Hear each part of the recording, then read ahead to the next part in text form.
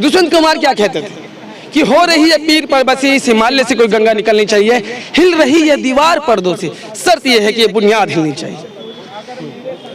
हर गली, हर सड़क, हर गांव, हर नगर, हाथ लहराते हर लाहत चलनी चाहिए। मेरा मकसद हंगामा खड़ा करना नहीं, मेरी पूरी कोशिश है कि इसकी सूरत बदलनी चाहिए।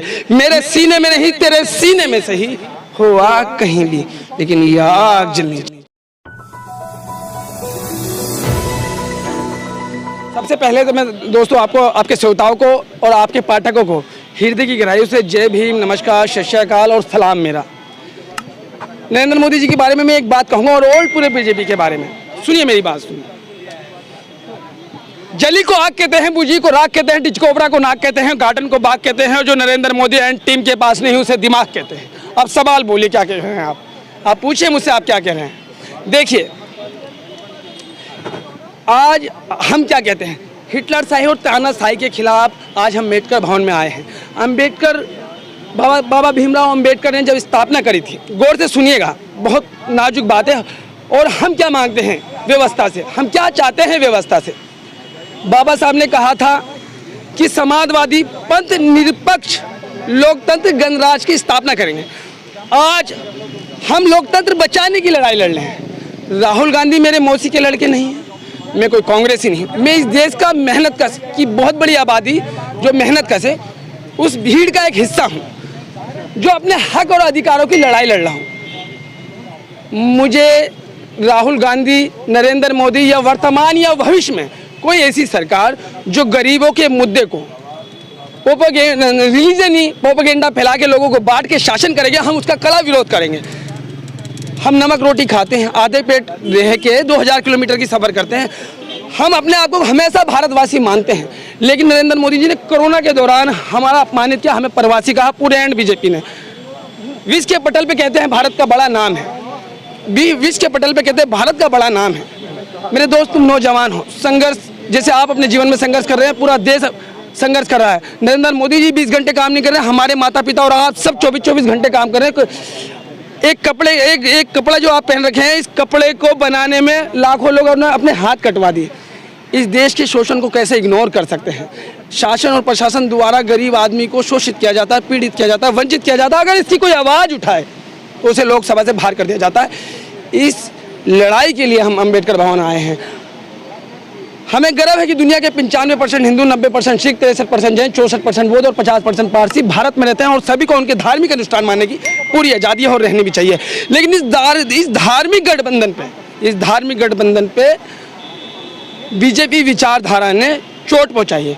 उस भाईचारे को बचाने की भी एक लड़ाई है, रोजगार को बचाने की लड़ाई है, देश को बचाने की लड़ाई है।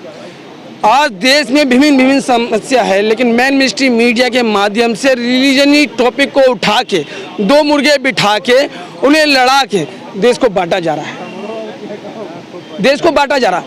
इस बात को समझने की ज़रूरत है। हम गरीब आदमी खुददार होते हैं, नमक की रोटी खाते हैं। देखिए, मैं बिहार से हूँ, हमारे खून में इंकलाब दौड़ता है, सियासत खाते हैं, सियासत पीते हैं, सियासत ओढ़ते हैं, सियासत ही बिछाते हैं। दुष्यंत कुमार क्या कहते थे कि हो रही है पीर पर बसी, इस हिमालय से कोई गंगा निकलनी चाहिए, हिल रही है दीवार पर्दों से, शर्त यह है कि ये बुनियाद हिलनी चाहिए। हर गली, हर सड़क, हर गांव, हर नगर, हाथ लहराते हर लाहत चलनी चाहिए। मेरा मकसद हंगामा खड़ा करना नहीं, मेरी पूरी कोशिश है कि इसकी सूरत बदलनी चाहिए। मेरे सीने में नहीं, तेरे सीने में सही हो आग कहीं भी, लेकिन यह आग जलनी चाहिए। आज अडानी है बीरू और नरेंद्र मोदी है जय, दोनों की मिली भगत है, इस देश को लूट रहे हैं। राहुल गांधी का कसूर क्या है? राहुल गांधी क्या कह रहा है कि आप इसकी जांच बिठाइए। गलत टिप्पणी करी है ना राहुल गांधी ने। देखिए,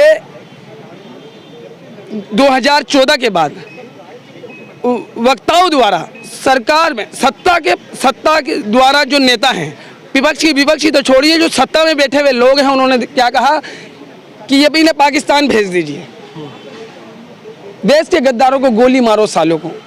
अरे ऐसे शब्दों का इस्तेमाल किया कि लोकतंत्र शर्मिंदा हो गया। बाबा साहब भीमराव अम्बेडकर ने, हम अम्बेडकर भवन में खड़े, इन्होंने समानता का नारा दिया था। इन्होंने कहा था, मैं कथाकथित समाजवादियों से पूछना चाहता हूं कि आर्थिक विकास किए बिना क्या सामाजिक सुधार संभव है? आप राहुल गांधी ने क्या कहा? राहुल गांधी ने एक मंच पे से मोदी सरनेम से जुड़े हुए चोरों के नाम दोहराए,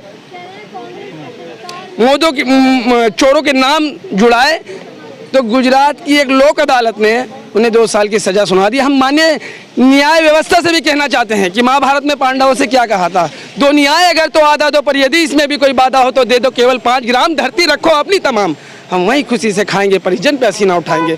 दुर्योधन यह भी दे ना सका, आशीष समाज की ले ना सका, उल्टा हरि को बांधने चला, जो था साधे साधने चला। जब नाश मनुष्य पर छाता है तो पहले विवेक मर जाता है।